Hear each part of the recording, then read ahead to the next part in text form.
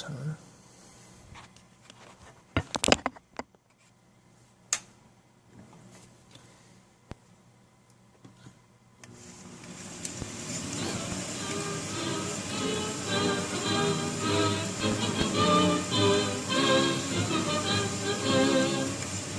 Let us look into this royalty racket, this king business, as it was played with the kings who have gone, as continued by some of those who remain. 6 monarchs have toppled from their thrones since the World War, and the Spanish Revolution adds a 7th. Behold, the 7th king to lose his throne. Alfonso XIII, King of Spain, at the opening of the bullfight season, like the first baseball game of the year. But the king doesn't throw out the bull.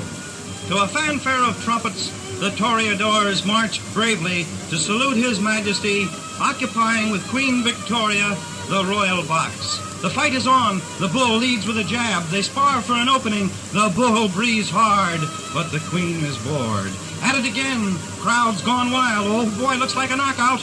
The bull wins. Gone's the glamour of royalty. Out of a job now. A man may be down, but he's never out.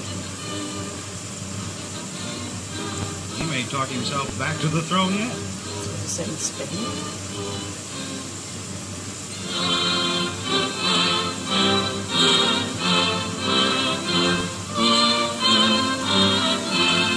The Kaiser also tried to talk himself back, for who wouldn't miss the magnificence of the imperial court, where once His Imperial Majesty... But the Kaiser was a good sport personally, for he cheerfully gives a royal hand when it comes to bringing home the bacon.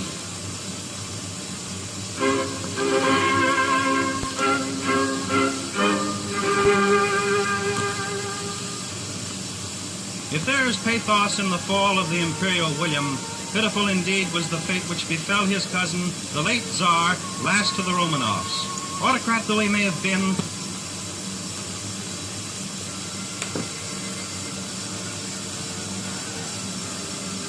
crowns were toppling from royal heads, thrones crashing as an aftermath of the Great War, and the Sultan Muhammad, successor to the murderous Sultan Abdul Hamid, soon was to join in exile his brother monarchs of the West.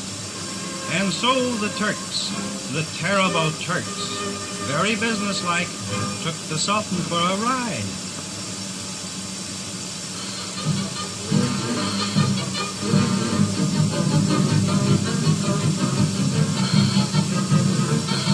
Revolution, civil war usually accompany the dethroning of a king, and China was no exception.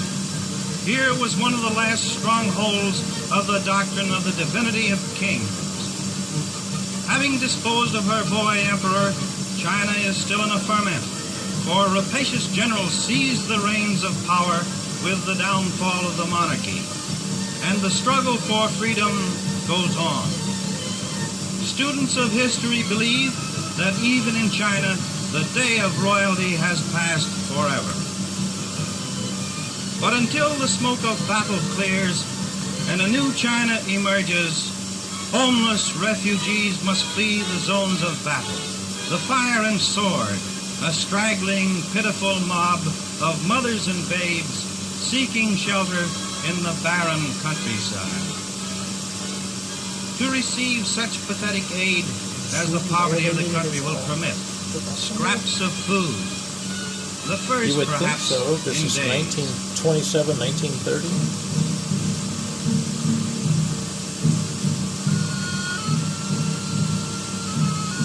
We have seen some of the kings who have gone. Now for some of those who still retain their thrones, as in ancient Siam. For the royalty racket is by no means dead. Alighting from the picturesque royal barge, King Prajadipak and his queen board their sacred beasts from an elephant dock, a deluxe edition of the Kaiser's stepladder. Typical of the royalty racket is the pageantry of Siam. Processions, soldiers, elephants, gold lace, uniforms and pomp, costly playthings of kings. Landing platforms are conveniently placed to prevent their majesties from making an undignified slide down the sides of kneeling elephants. Tribute is paid to the semi-divinities by kowtowing maidens, who probably spend their evenings plucking splinters from shapely shins. Royalty must have its hocus-pocus. Behold, King Prajadipak, half-brother to the sun, possessor of the 24 golden umbrellas, supreme arbiter of the flow and ebb of the tides. Little wonder that the superstitious populace holds His Majesty in dreadful awe. Could any other than the half-brother of the sun provide such a glittering spectacle for mortal eyes to gaze upon?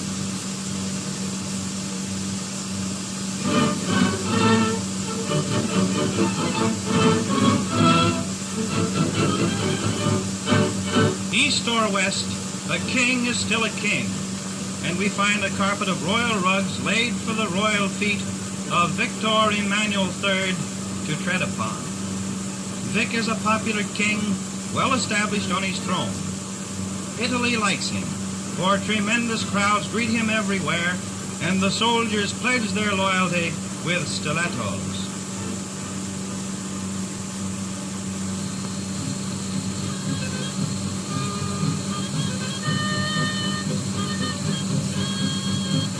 Arriving at Fez, we find a night-shirted parade escorting the Sultan of Morocco, bound for the wedding of his 3 noble sons to the daughters of a distinguished sheik of the realm. And bodyguards with handkerchiefs chase evil spirits, or perhaps flies. No eyes may gaze upon the dusky beauty of the brides, so the sedan chairs carried on the heads of faithful retainers are practically hermetically sealed.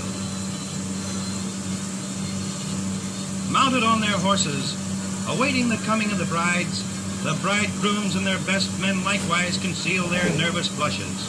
No wonder the bridegrooms are nervous. There's no waiting at the church in Morocco, not when the wedding guests ride in from the desert armed to the teeth.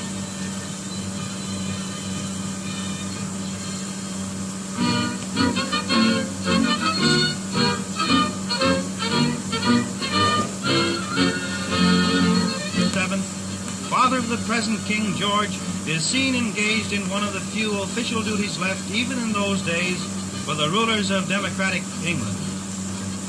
The Gloria succeeded his mother to the throne in 1901 at the end of her reign of 64 years. His rule was brief, however, for shortly Britain resounded to the cry, "The king is dead! Long live the king!"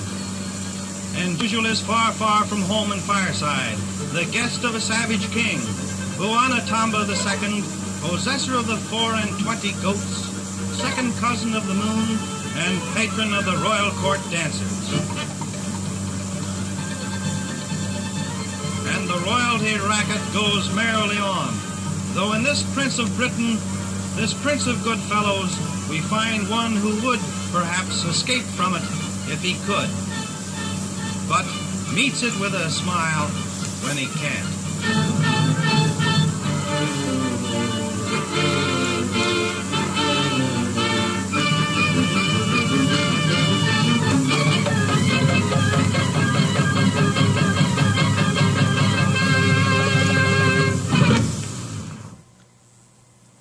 Well, the actuality footage is priceless, but the comic narration is worthless.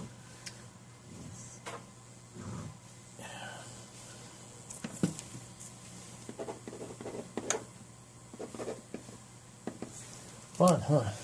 Good times.